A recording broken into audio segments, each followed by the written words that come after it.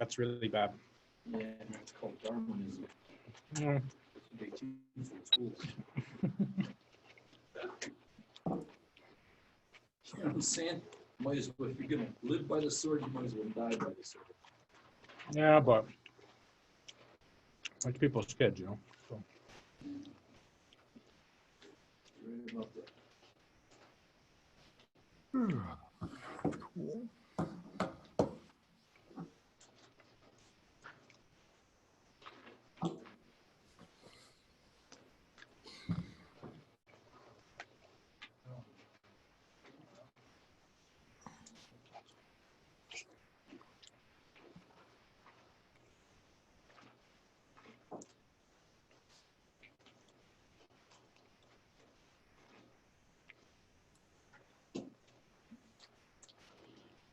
Did you guys think of my registration system that work out? All right, sweet. Yeah. You guys switch over to the new like Eventbrite or something? I did it through my site Okay. because my evil plan is to force people to go to my site Yeah. and, Well, and register. little So, advertising, kind of get them in the funnel a little bit. yeah, so you know, I just downloaded it was a event register component, and I use Joomla. So Oh, okay. Cool. I'm sure there's and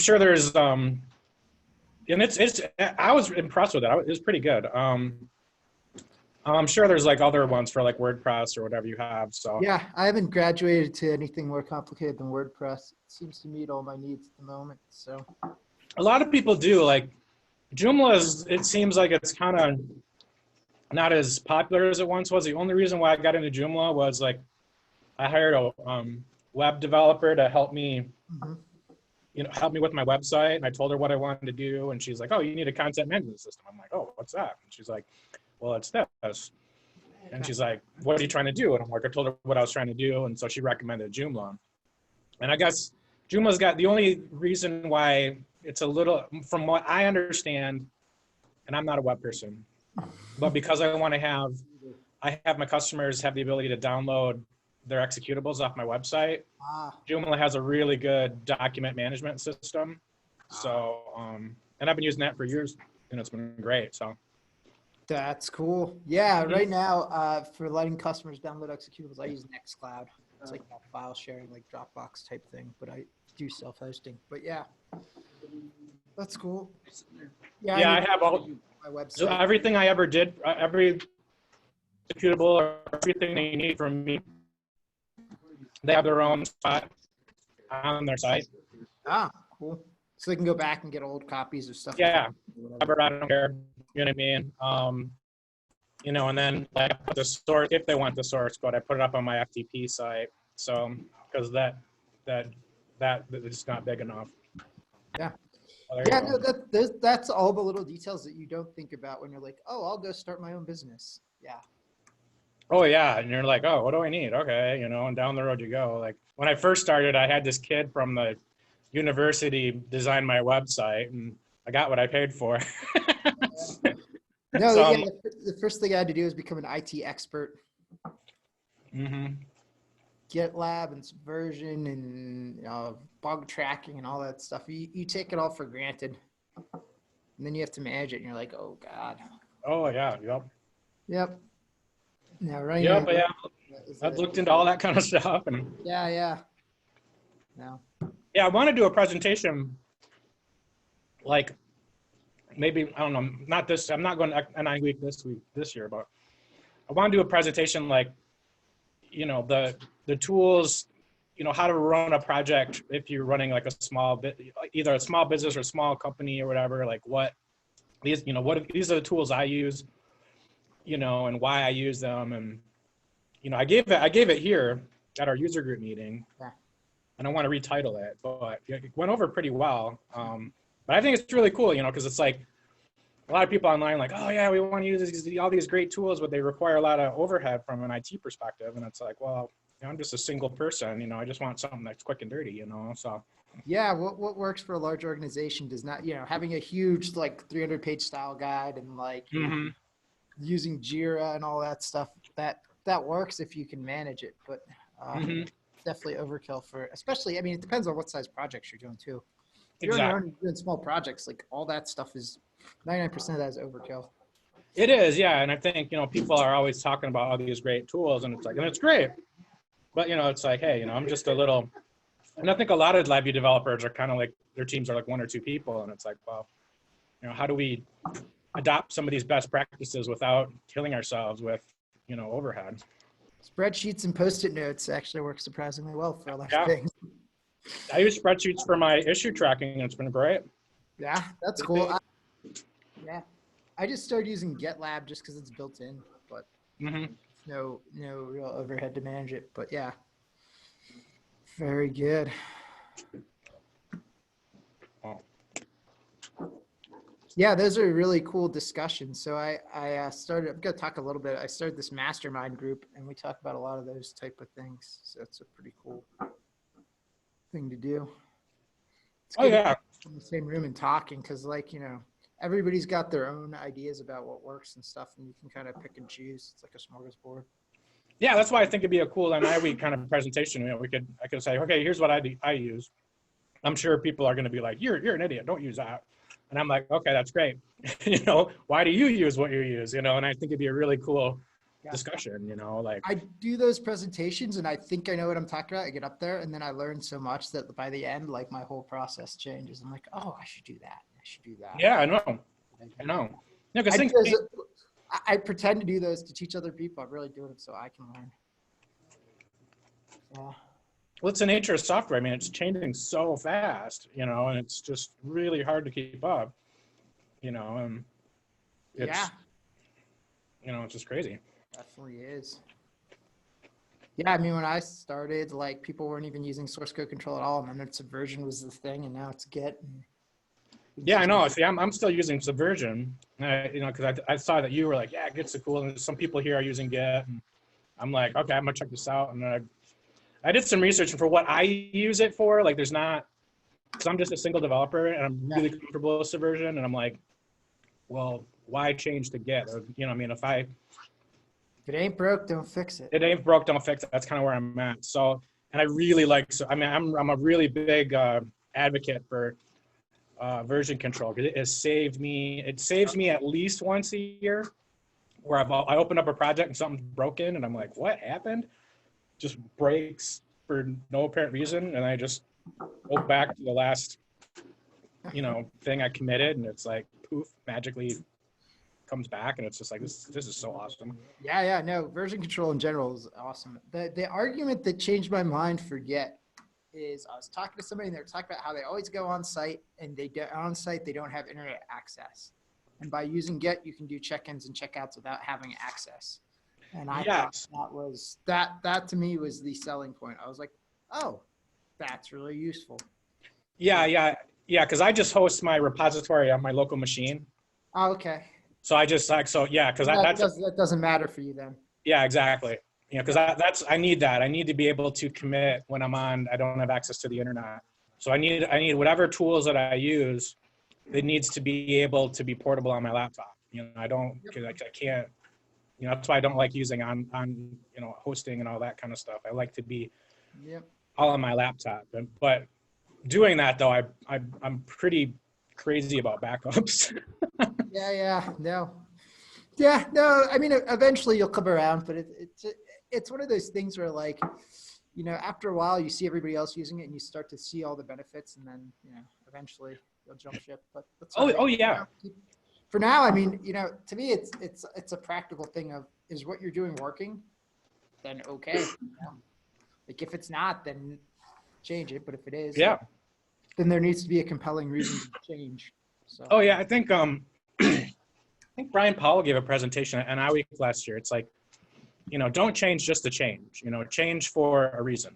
You know what I mean? Just because you went to the new management seminar and they came with all these new great ideas and you want to implement them all, make sure there's a good solid reason to adopt whatever you want to adopt. And I really thought that was a really good point. It's just like, if you're not, if you're not changing because whatever thing that you're changing to gives you a added value, then why are you doing it? Yeah, my buddy calls that the magpie syndrome, distracted by shiny objects. Yeah. I definitely do get that. I don't know. Actually, I just recently made a change, but it was rather compelling. I was using SourceTree for a long time, and I noticed that it had been remarkably slow, like to load up and run. And eventually, I found this other tool called Get Kraken, which is much faster. So, Okay. but that there was a definite like. I was kind of hesitant, but I was like, they kept talking about how much faster it was, and then I was loading SourceTree, and it's just like ticking, and you're like watching the thing churn, and you're like, So, yeah, I don't think that works with Subversion though. So, but Like I said, I mean, Subversion, it's simple. That's what I've read about online. It's just really simple and easy, really, really easy to get into. yeah, no, Git is like super powerful, but with that power comes the cost of complexity and confusion. Yeah, that's what I've read, and I right now that complexity is not. I'm not. I don't need it. But however, if I'm working with multiple teams, Git would start to be very attractive because I do like the idea of the non-central repository. Yeah. The other advantage to Git that you don't realize, Subversion makes branching really, really difficult. So nobody ever really branches and everybody does everything in the trunk. And that's not a horrible thing, but being able to branch easily lets you do a lot of things that you probably aren't doing now. But I mean, it's one of those things like you don't realize the benefits till you start doing it, and then you see use cases for it. So. Oh yeah. No, I definitely have my eye on Git for sure. Yeah. Cool. Well, if you ever have any questions or need any help, just let me know. Oh, I definitely will. Thank you. Yeah. The O'Reilly book with the bat. There's like a pocket book and a full-sized one. If you buy the full-sized one and go through the exercises, it really teaches you what's going on. Although I will say in the end, it's a little overwhelming. Like you read that and you learn all about the inner workings, and then you really realize you only really need a handful of commands. But I feel like it's good to have that understanding of what's going on under the hood so that if you accidentally jack something up or whatever, you can always get back to a good state.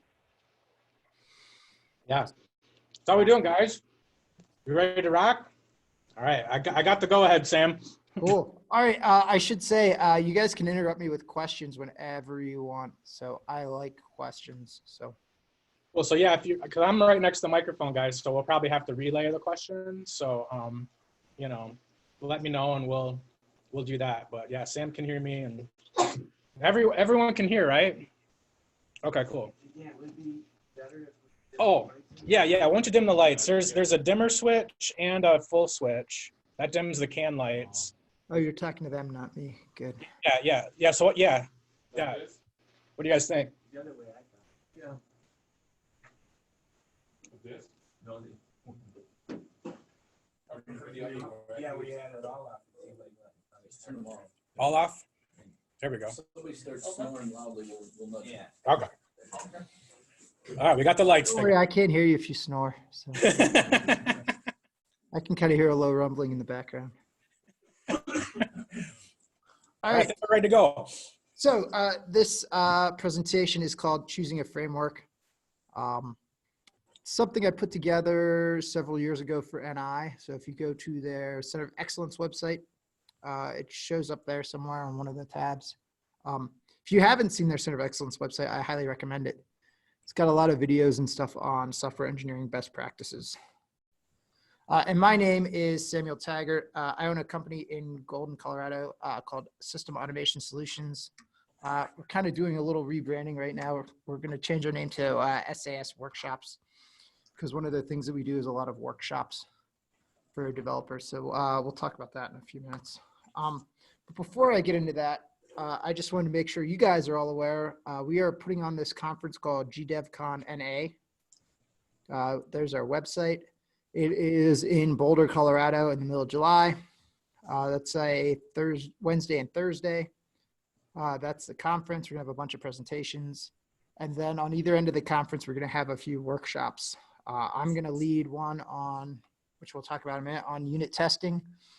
Fabiola is gonna lead a workshop on, calls it pragmatic software development. So it's like her, Steve Watts, and Brian Powell. So you get to learn from all those guys. And then Chris Stryker, who some of you guys may know, is leading a workshop on continuous integration. At least that's the plan. Subject to change. We haven't actually released tickets yet. We're probably going to do that at the end of the month. But if you go to the website, there's a thing there to sign up for a newsletter so you can stay up to date on all the latest information. And we are still looking for presenters and sponsors. So if you've got something you want to present, I think the deadline for submitting presentations is the end of the month. So it's coming up in a couple days. But all you really need is an abstract, and you can throw your name in the hat. And then for sponsors, we are looking for sponsors. We've got different sponsorship packages for everything from like single member alliance partners all the way up to big ticket companies. The one in Europe is they got Dyson to sponsor them. So if anybody knows any big companies with deep pockets, that's what we're really looking for. So I don't know if anybody has any ideas about that, but if you do, you can either reach out to them or let us know, and we'll reach out to them, give us a contact person. So for anybody who doesn't know, right, so GDevCon itself is an organization based in Europe. They're in England, and they've had a conference the past 2 years. I guess kind of what happened was there's a group of them, they got kind of upset that I was holding events, and like, I guess their presentations didn't get picked or whatever. It wasn't the event that they wanted. And so they're all at the bar complaining about it. And somebody said, hey, for a few grand, we could throw our own conference. And so that's kind of how it started. So it's this conference by the community for the community with no NI involvement. So it's just us organizing our own thing. So it's kind of a cool idea. So that's what that's about. I mentioned to Dan, we were talking earlier, my company, SAS, we started a mastermind group. We get together every 2 weeks. We discuss some software engineering topics, best practices stuff. There's a lot of knowledge sharing and stuff and a lot of learning that goes on, but it's really about like taking action and trying to help each other and hold each other accountable. If you just want knowledge, there's user groups, there's YouTube videos, there's all kinds of knowledge out there. But being in a group of people who are all on the same page and are really trying to help push each other forward really helps a lot. So there's the website if you want to take a look at it. You can probably Google it. I want to say we're probably the only LabVIEW mastermind group out there. And then we also do some workshops. So right now, I've got 2 main workshops that I run. One is on unit testing. That's a 2-day workshop. And then a DQMH workshop. That's a 3-day workshop. And I'm going to run both of those in April, and then I'm doing the unit testing one at GDevCon. And I'm trying to get together I should tell Dan this actually, I'm trying to put together like a 2-hour unit testing webinar just to get people up and started. And I was thinking of using your AST tester for that, Dan, because then I don't need to worry about teaching anybody OOP or anything like that. It's really simple. So if you haven't seen that'd be AST better. tester, you should check it out. It is the bare minimum that you can do to get unit testing to work, which is in some ways is quite elegant. You know, it doesn't have necessarily all the fancy features that some of the other ones have, but it definitely is quick and easy to get up and get started with. So I think it's pretty cool. So yeah. Thanks, Sam. Yeah. So yeah, keep your eyes peeled on my website and announcements and stuff. I'm on LinkedIn and Twitter. So if you just Google me, you should be able to find me. All right. Yeah. So simply making it work is not good enough, right? I think we all know that when we first start, right, we're all just trying to make things work, and working software is definitely a goal, but we also want it to be readable and maintainable. So that's kind of what we're all about at our company, is helping people to do that through our workshops, mastermind, coaching, stuff like that. All right. So yeah, the key is the reliable, maintainable part, because at some point you're going to have to make changes or upgrades. You know, Microsoft will discontinue Windows 7 or just continually keep updating and breaking Windows 10. So you will always constantly have to change things, even if your software is perfect. Microsoft will come in and jack it up. So this particular presentation is about frameworks, what they are, how to evaluate and compare them. We'll talk a little bit about active framework and DQMH, and then we'll kind of run them through the comparison. So the idea of this presentation isn't to say you should use active framework or DQMH. It's more to give you a set of tools to look at all the various frameworks that are out there and do some critical thinking on your own and try to figure out which one's best for you. I picked Actor Framework and DQMH because they are the two most popular and the two that I'm most familiar with. I should give a little disclaimer. I am one of Fabiola's DQMH trusted advisors. So she has a small group of people that she calls trusted advisors. And basically, if people come to her and want help with DQMH and she's too busy, she sends them our way. So, but I've also done a bunch of stuff with the Actor Framework. So I think I'm fairly unbiased. I happen to like them both. I think there's a use case for both of them. I think it just kind of depends on what your goals are and your end audience. And hopefully by the end of this presentation, you'll kind of see the differences between them and why you would choose one over the other. So here's just a list of some of the choices for frameworks. We got Actor Framework, DQMH, we got DCAF, we've got Dr. Powell has a messenger library. There's JKI state machine objects. There's something called Aloha, which I haven't really played with. Top level baseline. Jack Dunaway has some featherweight stuff. So there's a whole bunch of stuff there. NVA framework at the bottom is actually built on top of Actor Framework. It's pretty cool for doing some fancy GUI stuff. So there's a ton of choices, and you know, which one do I want to standardize on? Which one's best for this or that application? That's kind of what we're going to take a look at here. Have people used any of these frameworks? Maybe we can take a poll. Yep, we got, yep. Some people have. Which ones have people used? Mostly Actor Framework and DQMH. Have you used any of the other ones? I've used a little bit of JKI SMOs. Yeah, Luis has used JKI SMOs. Okay. Actor Framework. We got one person. Bill's worked at Actor Framework. I don't know. I've looked at both, and but I haven't really done I haven't really spent the time to figure them out.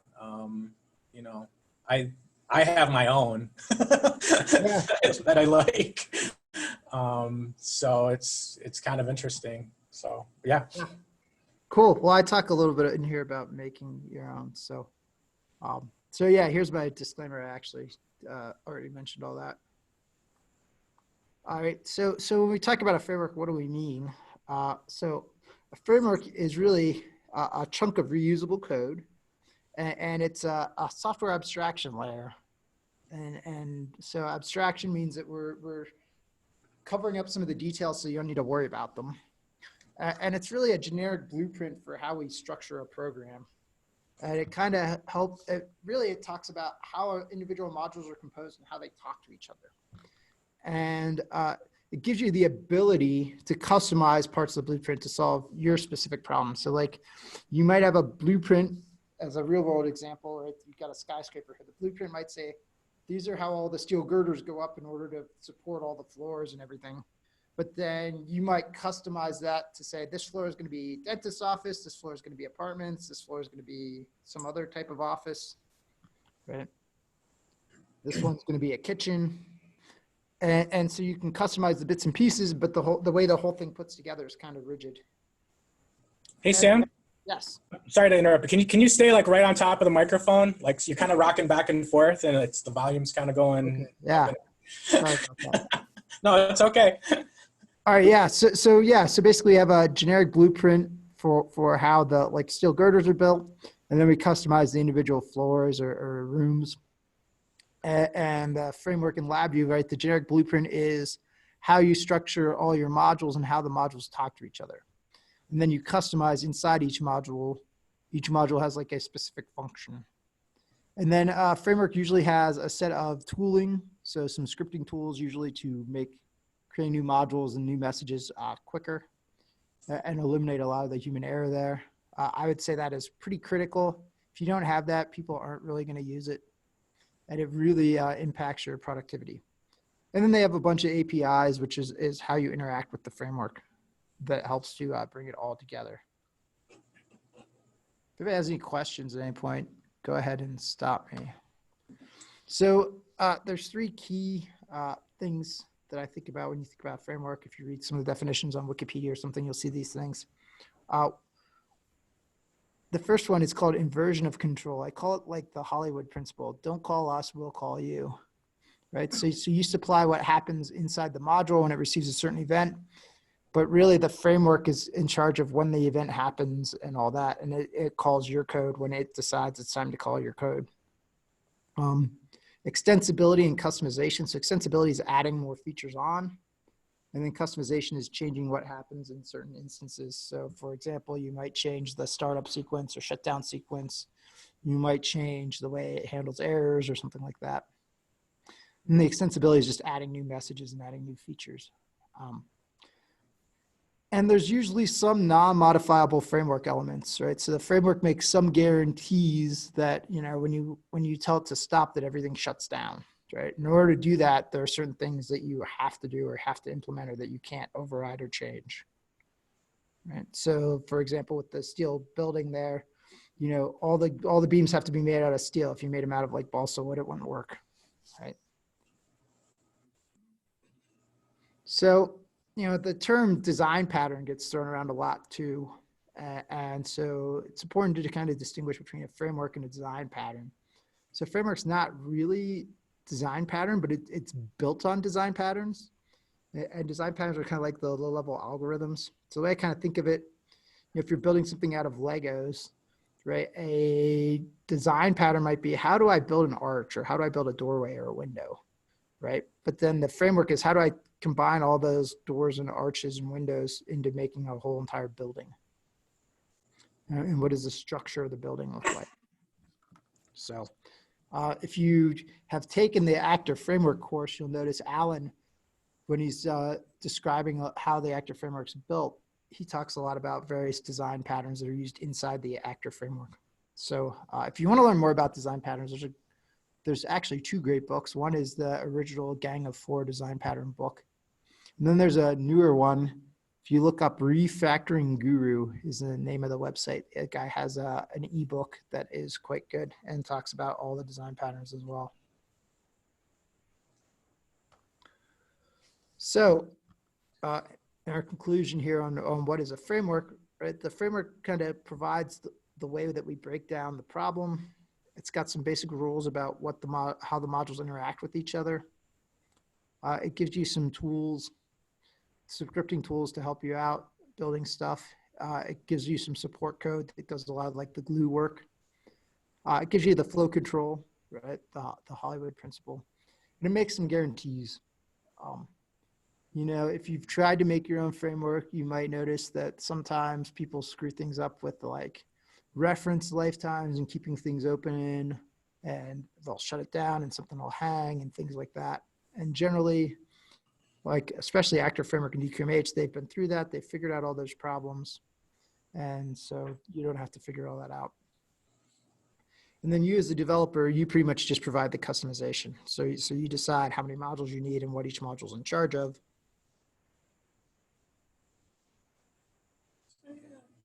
Which is your framework, and then you decide how many floors you want, and you decide you know, what each floor does. All right, so now we've kind of established what it is. Why do I want to use that? Why would I not just like, you know, roll my own thing and just kind of do whatever I want?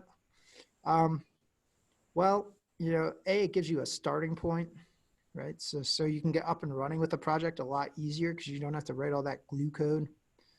You write less code, which is good because all the code you write has to be maintained, right? You have to be able to test it and you have to verify that it does what it does, and you might introduce bugs versus the code that's already written. Specifically for the Active Framework and DQMH, they have a whole suite of unit tests and stuff that they run, and so it's pretty reliable. Gives you some structure. It can help standardize things. So if you've got a team of people, they're all working on this project, and one guy likes using notifiers, and one guy likes using queues, and another guy likes using events, right? And they all write their own little module, and then you try to integrate them all. It could be a huge pain. But if they're all Active Framework modules or something, then the way they communicate is kind of well-defined. It's really easy to take one and drop it into another program. There's the support issue. If you write your own framework and things don't work and you call up NI, they will not have a clue. If you're using the Active Framework or the DQMH and you call them up, they should be able to support you. And there's lots of help for the actor framework and DQMH out there, and there's NI communities and stuff around them. And Fab does an awesome job of putting all kinds of videos and support stuff on her website. As I mentioned earlier, you avoid a lot of the common pitfalls, right? So making sure everything stops correctly, making sure messages actually get there and you don't drop them, things like that. Making sure reference lifetimes are good. And generally they're tested and proven. So, you know, Actor Framework NI stands behind it, and they've got a bunch of unit tests and stuff. DQMH, Stella Core, who stands behind it, but I know they have a huge unit test suite, and they take that pretty seriously. And both of those have been used in a lot of projects, so it's got that track record as well. All right, so why not do like Dan and make your own framework? Lots of people have done that over the years. The main reason I would say is if you're starting right now and you're starting from scratch, don't reinvent the wheel, right? If it already exists and it meets your needs, then why would you? I think you're kind of crazy if you just want to go off and do your own.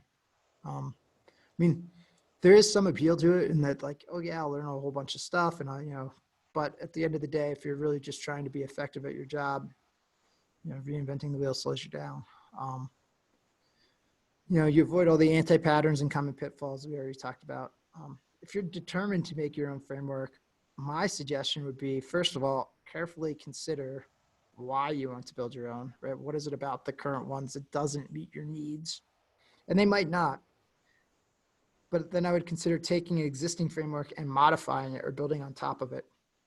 If anybody's familiar with the MVA framework, which is what John McBee and Ethan Sturr and those guys at Composed.io are working on, they basically took the active framework, and they really didn't like the fact that active framework forces you into this like tree messaging structure.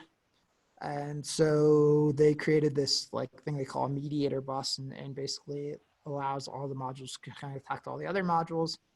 And then they did some really fancy stuff with composing user interfaces. And they kind of built all that on top of Actor Framework, and so they use the MVA framework. So that's an example of taking an existing framework and building on top of it. Any questions? Anybody other than Dan, tried to build their own framework? That doesn't look like it. I mean, I built my own because there wasn't anything out there. But this was before Actor Framework and before DQMH, So I just, yeah. Years ago, you designed something and it's stopped for 10, 15 years now. Yeah, I'm in the same boat. I mean, I developed it, and like Is it really a framework if you don't have scripting tools and you're not automating things in it? Just Yeah. because it's a customizable, reusable code, is it really a framework? So is your code really a framework? Probably not. So I've written code that is customizable and reusable, but I hesitate to call it a framework because it doesn't have the automation that would allow somebody else to extend it or update it like these frameworks. So maybe? Yeah, and I didn't put that in there because I didn't know about it. and it's just me. So I don't need to put, my use is just me. So I'm just making this for just me. If I'm making it for a larger group of people, then yeah, you have to definitely think about these things. And that's why I'm kind of really interested in these DQMH and Actor Framework. I mean, I like that Sam, had all these different, frameworks that were up there. And that's what I've noticed is every time I go to NI Week, there's like 4 or 5 presentations on some framework that somebody came up with and they're promoting.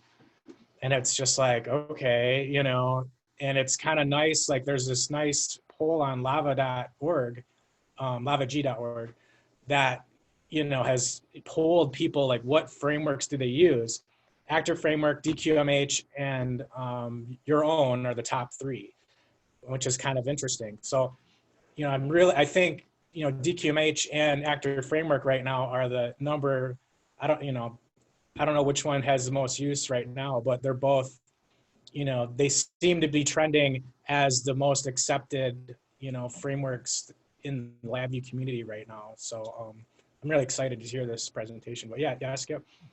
Yeah, so, creating your own framework, if you don't have tooling, is it still a framework? I would say maybe, but I would say if you want it to be successful and you want other people to use it, I would say you almost need the tooling because, you know, for example, in the DQMH, right? If you want to create a new event, you've got to create the event, you got to register for it, you got to do all this stuff. And, you know, the fact that the scripting tool does it with one click makes it a lot easier. And I would argue, like in Dan's case, even though he's a solo developer and everything, you would probably still save some time by writing some scripting tools. I mean, it depends on how often you get a new project and how often you actually use your framework. But I would say there's probably a lot of repetitive actions that you're doing that could probably be scripted. Oh yeah, you're probably right. I just haven't put in the time to do it, you know. Yep. So, you know, that's, and Skip, you had a question? Yeah, I haven't looked at DQMH or Actor Framework, but I was wondering what's the difference between the framework and then the templates that NI provides in the project? That's a good question. So Skip, we had a question of, you know, NI has provided these templates in the project that comes with LabVIEW. And he asked, well, what's the difference between those, you know, like producer and consumer templates, you know, that they have in the LabVIEW project now and Actor Framework and DQMH? Like, what's the difference between those two? Yeah, so that's a good question. So like the biggest difference is like producer consumer or the NIQMH template. It's really just like one module, right? DQMH like basically takes the NIQ'd message handler template and basically allows you to create multiples of them and have them talk to each other. So it's just kind of like the templates that come with it are just kind of like starting points. The framework itself is actually like all the tooling and everything else that's around it. And as an example, there is a DQMH template that ships with LabVIEW, and there is a Actor Framework template that ships with LabVIEW, and that's kind of just, the template is just kind of like the starting point, if that makes sense. And like the NIQMH and the producer consumer, there's no tooling or anything around that. There's no real API. It's just AVI with maybe a handful of sub VIs thrown in there. And some of the things that you'll notice, particularly the NIQMH. So if you take our DQMH class, we spend some time talking about the NIQMH and why the DQMH is better and some of the improvements. But one of the things that you'll notice, you know, if you go and open up and create a NIQMH template project, and then there's the NI continuous measurement and logging, which is also a NIQMH, right? So you open both of those, right? Create two projects. If you decide, oh, I like one of the loops from the continuous measurement and logging, right? It has like an acquisition loop and a logging loop and all that. Take one of those and try to reuse it in another QMH project, and you will run into some problems because of the way they created the sub VIs and the way everything's linked together. They've got some weird dependencies in there that when you drag it from one project to another, you end up dragging half the other project around with it. And so that's one of the main reasons why the DQMH is an improvement, is because you can take a module that you wrote somewhere for one project and just drop it directly into another project. So hopefully that kind of answers the question. Clear as mud. Yeah, until I experienced it myself, it's always clear. Yeah. I didn't catch that last. Oh yeah. He's like, he kind of nodded his head and was like, yeah, I got to play with it myself. But yeah, basically from my take on what Sam said is basically these frameworks build on those producer and consumer loops, you know, so you can, it's a more flushed out program. So you can add your own modules to it. I mean, whereas what ships in LabVIEW is just, here's how to make like a module, you know what I mean? Whereas these frameworks, they have the communication built in to communicate between different loops. And that's essentially from what I have learned over the years, and what there's a lot of debate in the LabVIEW community is like, you know, how do you communicate between two loops? And there's just, people will argue and, you know, and just, they all have their own opinions, and they're all very excited, or they're very passionate about their opinions. But what's neat is what this Actor Framework and this DQMH has come along and starting to get more and more adoption is like, I think we're starting to hope maybe get some standardization, you know, around these tools. Maybe, I don't know. We'll see down the road, Yeah. you know. But it's interesting. Anyone else have any comments or? So which anti-patterns can be avoided? So what anti-patterns can be avoided, Sam? Well, common anti-patterns are things like not managing reference lifetimes well. Like if you create a queue or something and you pass it off to a module and now it's receiving messages, sometimes the VI that created that queue then goes out of memory and then your queue is no longer good. So there's some things like that. Other anti-patterns are like not shutting down correctly, right? Your shutdown sequence doesn't happen right, and you end up leaving zombies around. Those are the two common ones that I'm thinking of. There's probably some other ones. The other one is like anti-pattern, and maybe you guys have seen this, but you've got something that takes data off of a queue, but then you've also want to respond to some events, and you also want to respond to some notifiers, and you've got like all three in one loop. Anybody ever done that? I know I've done that way back in the past. And it just gets really messy trying to coordinate stuff and make sure that things happen in the right order. So those would be some of the anti-patterns and pitfalls.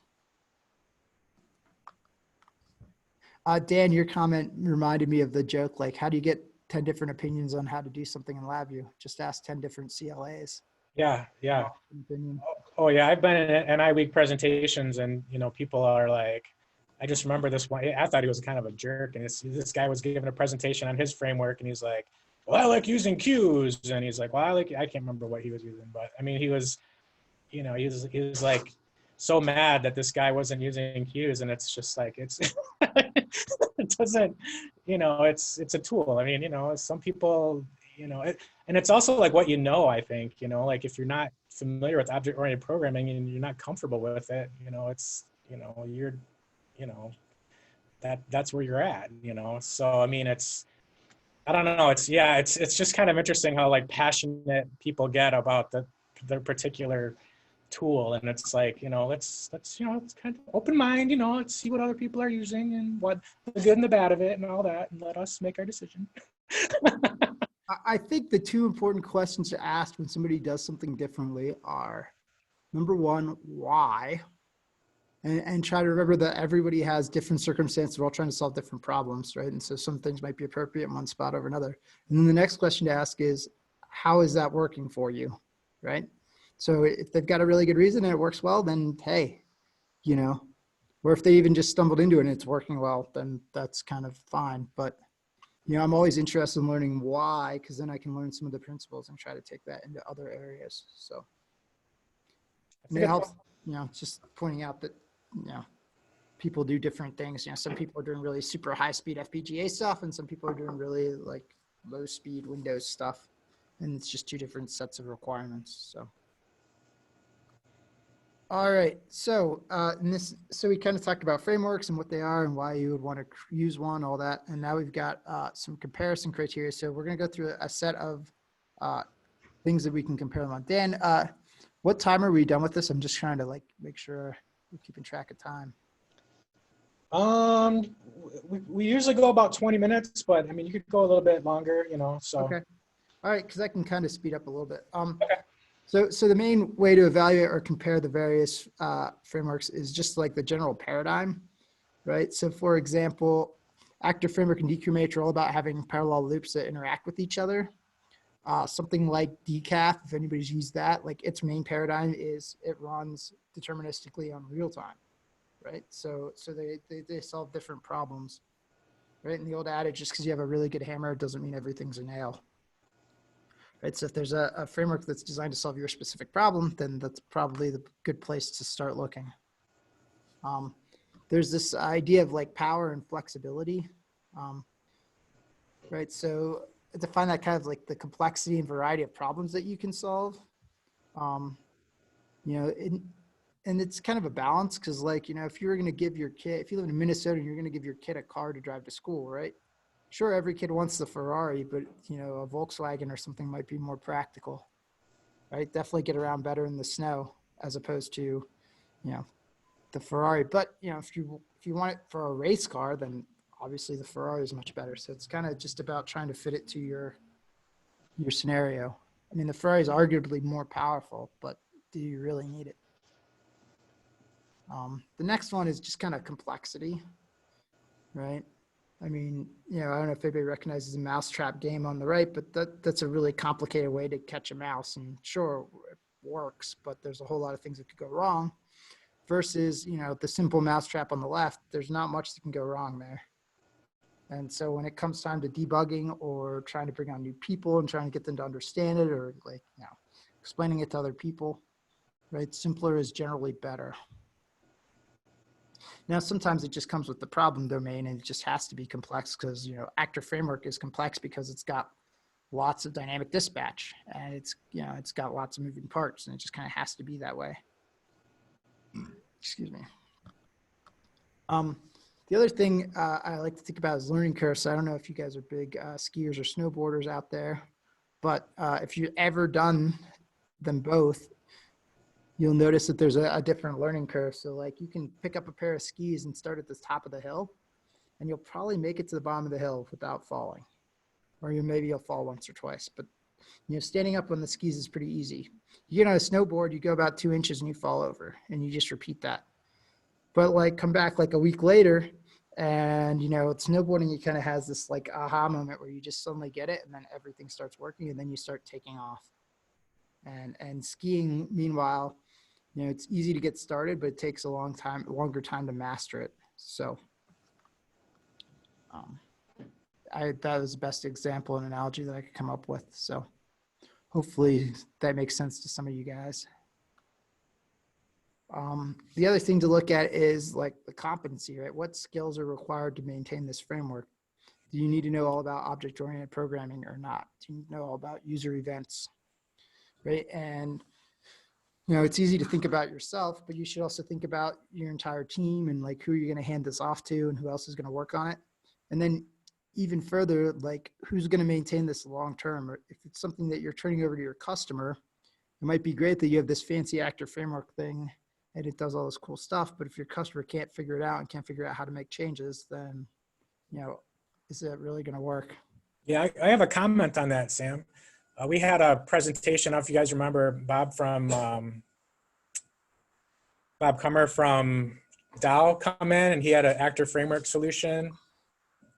I talked to him maybe 6 months or a year later, and he's like, he had a really hard time getting the end users to adopt it because it was so complicated and they didn't understand object-oriented programming. So I think this is a good point of like, if your end users, aren't, competent in the tool you're providing, I mean, that's a disconnect of it. So I mean, yeah, it worked great to solve his problem, but I mean, his users couldn't figure out how to use it, so it wasn't used. So yeah, part of it might also sometimes be in the presentation because if you've watched any of Ethan Stern's presentations on MVA framework, they're worth watching. The framework itself is ridiculously complicated because it's built on top of actor framework, but they have it abstracted down to like where you just drop a few constants on the block diagram, wire some stuff up, and it works. And apparently they say they can take complete beginners, no LabVIEW, and bring them up to speed in that very quickly. I am somewhat doubtful of that claim, but that's what they say. So, but really you just need to make sure that it's serving the needs of your end customer. So the next thing is tooling, right? Good tooling, right, just makes things run smoother. You can turn bolts all day with a crescent wrench, or you can get a little impact driver and just take them on and off really quickly. So, different frameworks have different levels of tooling, and I will say that the actor framework and DQMH have quite a lot of tooling and it works really well. And it definitely makes a big difference. The next one is the debugging and support. A couple of XKCD comics here, but you got to think about like, are there people out there who can help me? Where can I get support? Where can I get ideas for new things? Is there a forum group or are there users out there? And you don't want to get left in the dark where, hey, a couple of years from now, NI decides they're not going to support actor framework anymore or anything. That's pretty unlikely, but some of these other frameworks, especially the ones that are put on by like a single person, if they somehow get sick or win the lottery or whatever happens and they're no longer around, what's going to happen to that tool?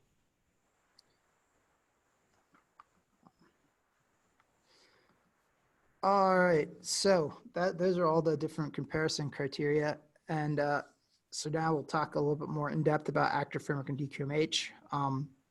They are massive. There's a whole lot going on behind the scenes. We are just going to touch the tip of the iceberg. There is a slide at the end that has resources on where to get more information. All right, so Actor Framework first. There's this idea called the actor model, and it's important to understand that for both the Actor Framework and the DQMH. And basically what it is each actor is kind of like its own module. It's its own parallel thread. It's just running and doing its own thing. And they're all autonomous. And they have some state there. And basically you can ask it to do things and it can decide either to do them or not, depending on its internal state. And one of the keys is the only way you really communicate with actors is by messages. And all the messages are asynchronous. So you send off a message, kind of like think of it as like an organization. Like I delegate something to somebody to go do it and they go do it. And in the meantime, I go off and do something else. And at some point they come back and say, hey, I did this or I didn't do it. And that's typically how it works. So Actor Framework has a couple different ways that you can add features to things. One way is to add behaviors in Actor Core. So this is our basic Actor Core. And it uses dynamic dispatch. So every actor has this and then can add stuff to it. So the basic Actor Core, we have an actor in, let me turn on my laser pointer. So you guys can see my laser pointer. This just dequeues a message. So when it comes in, this runs, we run in a loop, we dequeue a message. This handles the message and does something to the actor. So you notice the actor ends up on the shift register and that's what stores all our state. And then here we process errors and decide if it's time to stop. And then here we have some cleanup code. And that's basically it. So it's your basic queued message handler. DQ a message, do something, decide if it's time to stop. So is that, for example, is Cooler overwriting the Actor Core? Is that how that's working? Or? Yes, yeah. We're going to go through a few more slides and hopefully that'll become clear. So here we've got our Actor Core, and that Actor Core is actually here in this call parent method. And in parallel to that, we're adding this loop down here that just once every however many milliseconds sends itself an update, right? And so when it sends itself that message is then going to go into the queue and pop out here in the parent method, and the parent method is going to handle it. Does that kind of make sense? So what we've added now is, instead of just sitting there and waiting for messages, now once every however many milliseconds, it's going to send itself a message to do an update. And this call parent encompasses all the stuff that we saw before. And now here, in addition to all of that, we are also, so this time then captures the loop from the time thing that sends the update and the original message handling loop is all captured here. And here we're launching several other actors that are then we're going to be able to delegate stuff to. So we're launching a dual fan, a dual pump, and a water level. And this comes out of the example. So this cooler has these three other actors that it's launching, and it has the time loop that sends the update, and it has the original message handling stuff.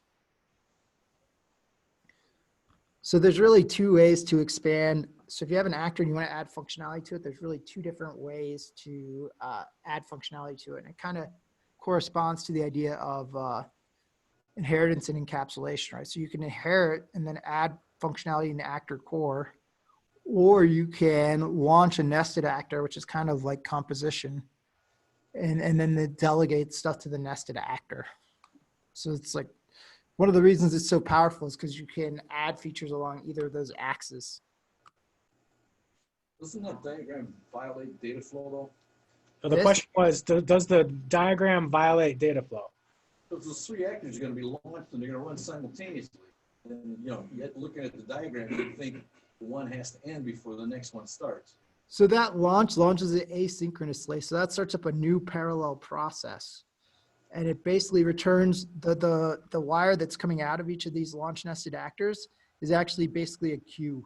So it's launching it in parallel, and then it's returning with the queue to send it messages. That's a reference to a queue, actually. Yep.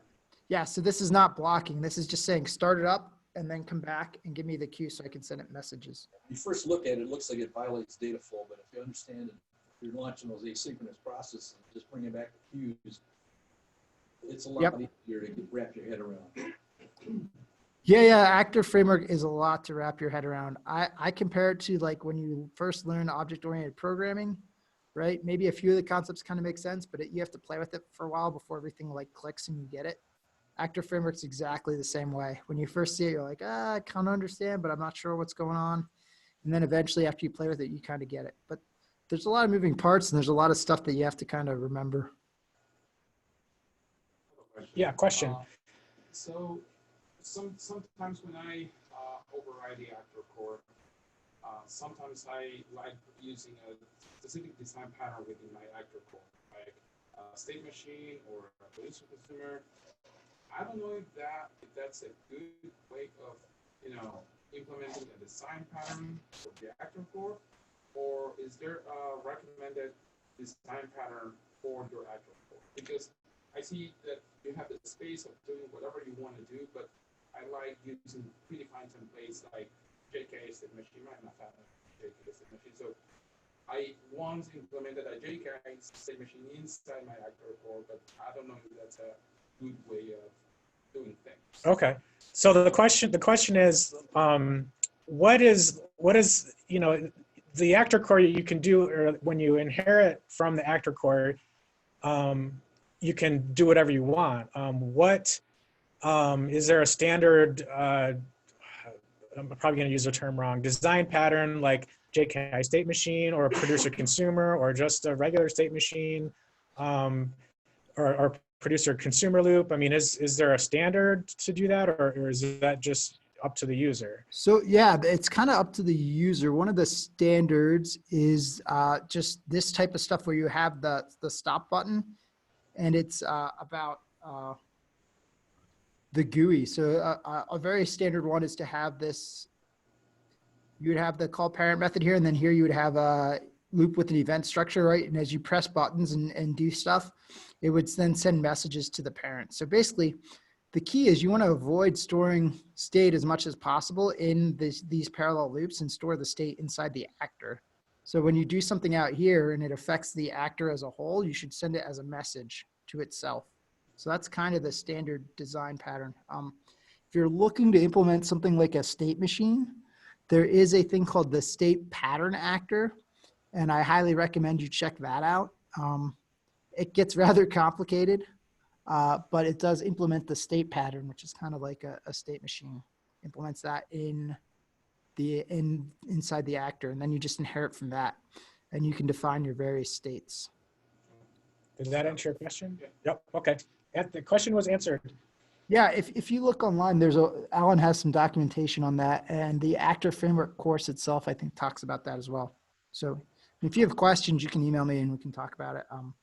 I will say I have not really played around with it much because I just find it overly complicated for what it does. I've often just done stuff where I have like Boolean flags in my actor, and depending on the flag, I do the A or B. But the state pattern thing then takes that and turns that all into dynamic dispatch and removes all the case structures is basically what it does. All right. So here's another slide. Here's just a common message.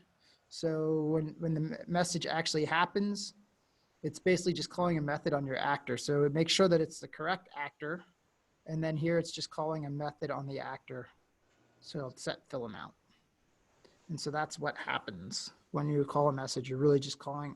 And then this actor is basically comes out and is stored in the shift register in the main loop that's just processing messages. And so some of the things that you might want to override, you can change the way it handles errors. You can change the way it stops. So you can, if you have like a shutdown sequence that you want to enforce, you can do that. Pre-launch init is for doing stuff like opening file references or database handles or stuff. And if those fail, then you can cancel the launching. One note, maybe it's in the weeds, but in pre-launch init, don't launch other actors or you will lock your system. You got to launch them in actor core.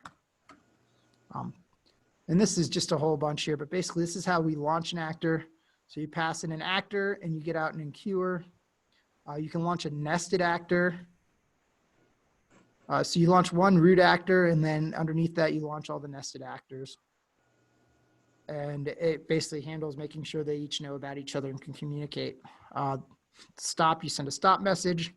Each actor, you can get its own enqueuer to send itself messages, like from the parallel loops in actor core or from somewhere else.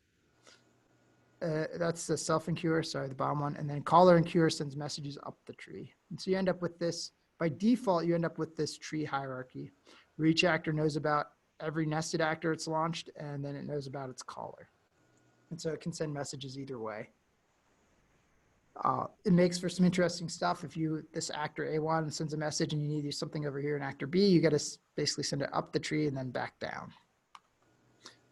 And there are ways to send messages up the tree and limit coupling and stuff. If you want to know about that, you should either do some research or take the class. That's a lot to get into in here. So now DQMH.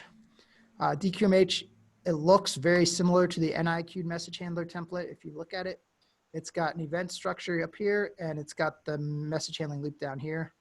In the NI-QMH, this message handling loop up here with the events really only handles button presses.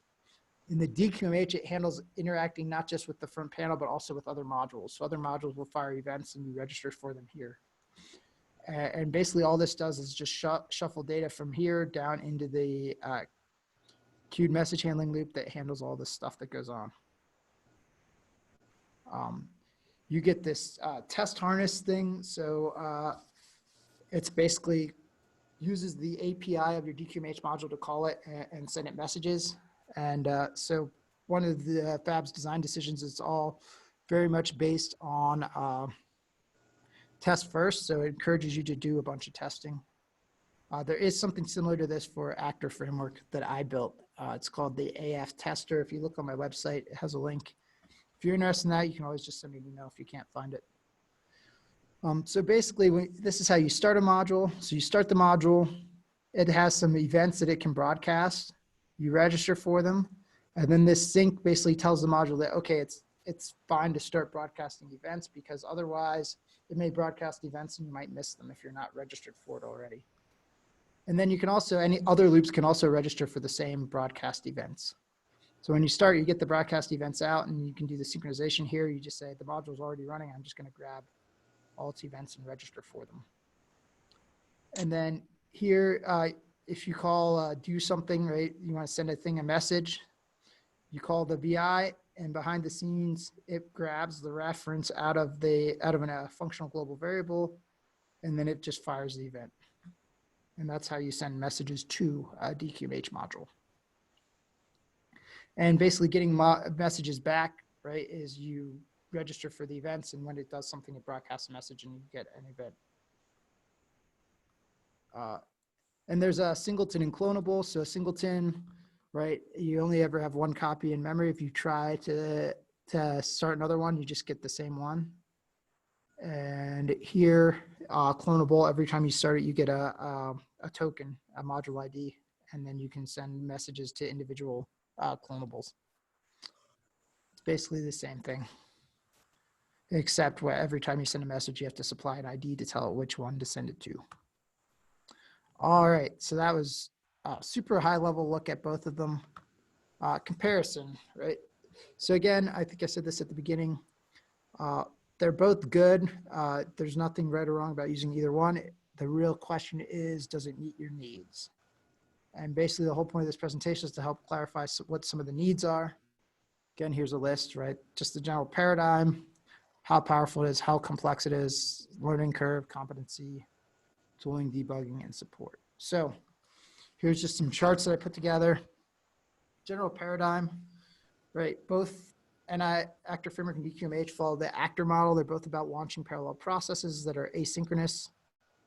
Actor framework, the messaging kind of hierarchical, uses a tree structure. You can change that, but that's the general pattern.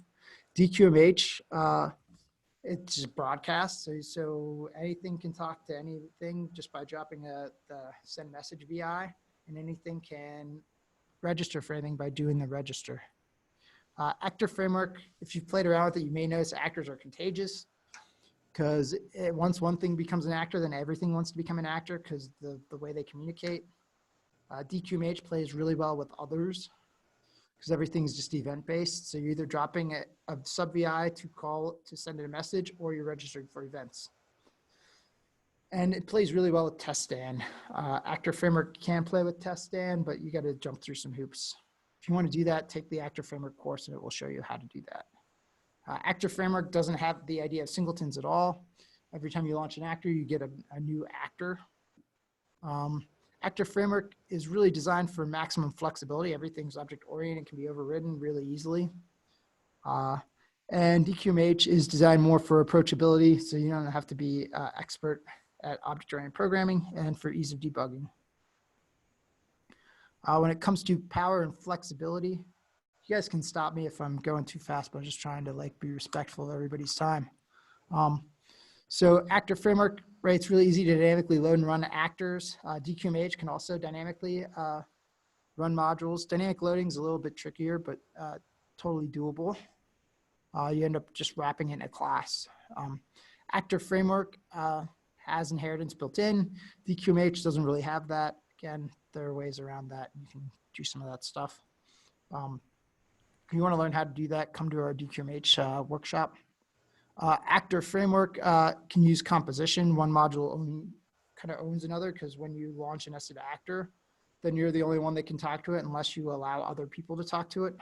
DQMH, right? One module can start another module, but then anybody else can register for the broadcast events or send it messages. So there's not really that concept of ownership. Actor framework, right? There's an idea of loose coupled and zero coupled messages, and it's super flexible. DQMH, if you want to do that, you have to wrap things in classes, so it's a little trade-off there. It's not hard to do, but then, if one of the ideals of DQMH is you don't have to know classes in order to use it, and then you wrap everything in a class, then you still have to learn classes. So kind of negates a little bit of that. So this is just kind of what things look like. Here on the left is a actor, right? So we've got the actor, we got some abstract messages, some messages you can send to it. So you got a whole bunch of classes here. DQMH, everything's in one library, right? And it's all right there. It's well organized. The problem with this actor framework one on the left, okay, maybe that looks simpler, but then you got to remember that that class and that indexer inherits from several other actors. And so any messages that you can send to them, you can also send to the indexer. So you can't just look at the indexer and say, oh, here are all the messages I can receive. You've got to go through the entire class hierarchy. For DQMH module, it's all right there. If it exists there, it can be sent to it. If it doesn't exist. So that's a nice thing. This is an actor framework hierarchy. And you can see here, I blew up just part of it. This is like this chunk over here. And you can see it quickly balloons out into, these are all messages over here, and then abstract messages, and it quickly becomes a pain. So overall, actor framework, way more complex, way more moving parts. There's multiple messaging paradigms in actor framework. There's highly coupled, zero coupled, loosely coupled. Casey Lamer has come up with this like double decoupled messaging type. I did a presentation on it at one of the CLA summits around iWeek. DQMH, it's either a request or a broadcast. It's either coming in or going out, and that's it. Actor framework messages are not type safe in the sense that, yes, the data that you stuff in them is type safe, but you can send a message to any actor, even if it's not intended for that actor. Events are much more type safe in that respect, because everything's kind of held inside the DQMH module. When you drop the VI to send a message, it always sends it to the same one. Actor framework, you get this huge class hierarchy. DQMH, the complexity of all the events is really hidden by the scripting. You don't really have to know a whole lot about events in order to make use of it. Actor framework is really hard to locate the message that you want to send if you have really deep inheritance hierarchies. The DQMH, finding them in the project is really simple. They're either in the library or they're not. When it comes to learning curve, the actor framework is more like snowboarding. It's really hard to grasp at first. And then suddenly you have this aha moment, and then you figure it out, and then you just start really rapidly increasing what you can do. DQ, and that's because you've got those two axes, right? You can either inherit from an actor to add functionality, or you can have it launch a nested actor to add functionality. DQMH doesn't really have that idea, so it kind of plateaus at some point. But it's really quick and easy to get up and running. Actor framework, you gotta know OOP. DQMH, don't really need to know that. Actor framework is more geared towards like high-level CLA. DQMH is more geared towards CLD. That doesn't mean that you should like look down on it if you're CLA. It still has plenty of value, but that's just who it's geared towards. Actor framework, when it comes to the tooling, they both have lots of really good tooling, but actor framework, it's all in the project and it's based on right-clicking on various things, and you can kind of see, depending on what you right-click on, you get all kinds of different messages, and it's just kind of a pain to remember what's where. Depending on, maybe you like that because it, but I don't like that very much. DQMH, everything's in one spot. You go to the tools menu, Delacorte, DQMH, and there's all the things that you can do. And they've got really nice dialog boxes that kind of walk you through what you're doing. When it comes to tooling, both of them provide a template. They both have palettes for your VIs. Again, actor framework for a click menu, DQMH is under the tools menu. Everything else is pretty much on par. Actor framework doesn't have the debugger. Again, I have the tool to create that.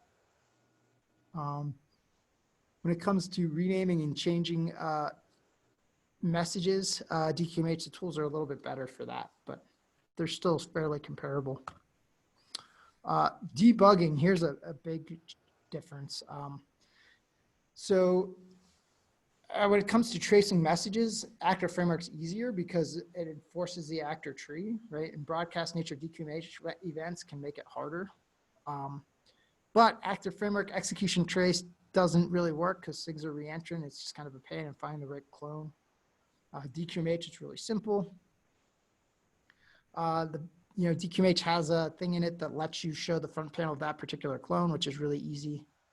Actor framework does have desktop execution trace toolkit support built in. So that's useful. The DQMH, there's this concept of debuggers, and so you can build the debuggers that you get, what does she call them, API testers. You can build those into the executable and monitor what's going on. So it's kind of two different styles there. When it comes to support, right, actor framework officially supported, got an official NI class. Turnaround as far as bug fixes is generally linked to the NI release cycle, whereas DQMH, right, it's Delacorte. They've got a community group. She's got a lot of stuff available. She does have an official training class now that we teach a workshop. And because they're not stuck with the NI release cycle, you can get bug fixes quicker sometimes. It's kind of trade-off, right? They're smaller, they don't have as much resources, but they're not limited by that release cycle. And DQMH did win LabVIEW 2016 Tools Network Tool of the Year. So, all right, so here's kind of my rough decision tree. So the first thing I look at between actor framework and DQMH, what's the skill level of everybody else who's involved? If they're not advanced, then I pretty much almost always choose DQMH. And then I look at the size of the project. And if it's really huge, then I look for actor framework. If it's not too big, like medium size, then I look at what's more important to me. Is it more important to be really flexible and be able to, do all this dynamic dispatch, or is it more important to be debuggable? And generally, I tend to choose debuggable, so I tend to go for the DQMH. If I want maximum amount of flexibility, then actor framework is probably the way to go. So you don't have to use my decision tree. You can come up with your own, but that's generally what I look at. Again, here's all the choices. Next steps, right? once you pick a framework, that's really just the beginning, because then you've got all kinds of other things to think about. Source code control stuff. How do you distribute stuff as reuse? Do you use PPLs or VIPM or SVN externals or something like that, or get submodules, right? You got to think about how do you test this stuff and do unit testing and automated builds and all this other stuff. So the framework's really just kind of the starting point. Here are some references. If you want to learn more about either one, these are probably the best things. There's a DQMH decisions behind the design presentation where Fab goes through the NIQMH and why she made the DQMH and why she made it the way she did. And then the actor framework white paper is a good place to start. It's a little dated. They've updated the framework since then, but that gives you a good idea of what's going on and why. All right, who has questions? Question, Skip. Is there ever a time that you might want to use OOP in a DQMH scenario? Or there might be an advantage or maybe not an advantage? So is there any time where you want to use OOP in the DQMH framework? Is that right, Skip? Yeah. Okay. Yeah, it works really well with OOP. You can do a couple things. One thing you can do is the DQMH module has a shift register that it passes around to keep all its state. You could use make that a class. That's really useful. So like what I've done in some instances is make a class that's, say, a logger class that logs stuff to file. I make it a standalone class, and then I can have an actor that uses that class to log stuff, and then I can have a DQMH module that also uses that same logger to log stuff. And so that kind of helps me write code that's kind of agnostic and doesn't really care, because I've separated the logic of what I'm doing from the messaging system. And you can also do stuff like you could have that, and then you could have like a message that you send to your DQMH module that tells it, hey, instead of using the regular logger, use this child class. So you could do things like that. Another thing you can do is you can have multiple DQMH modules that all have a similar interface. And you can take all the calls to send it messages, and you can wrap them in classes. And then you can have like an array of, as an example, if you had like a test step sequencer, you can have an array of test steps, right? And you could say, start all the test step modules, right? And then it would dynamic dispatch and decide which test step module to start. Hopefully that's kind of clear. So basically the options are put it in the shift register or wrap the request and broadcast stuff inside a class and then do that. Other questions? Any more questions? I think we're all set, Sam. Great. Yeah. I hope I see some of you guys at GDevCon or NI Week or whatever. And if you have any questions at any point in time, just feel free to reach out. Get a hold of me on LinkedIn or Twitter, or just send me an email. So Cool. Thanks, Sam. all right. Thank you. All right. Stop sharing. All right. So yeah, I don't know. We're just going to continue our meeting. I just got some announcements, Sam. So I don't know if you want to chat or what, or. Yeah, I'll probably just jet then. All right. Well, thank you. Thanks, Sam. All right. Thanks. Bye. Bye. All right. So that was really cool. Thanks for the lights.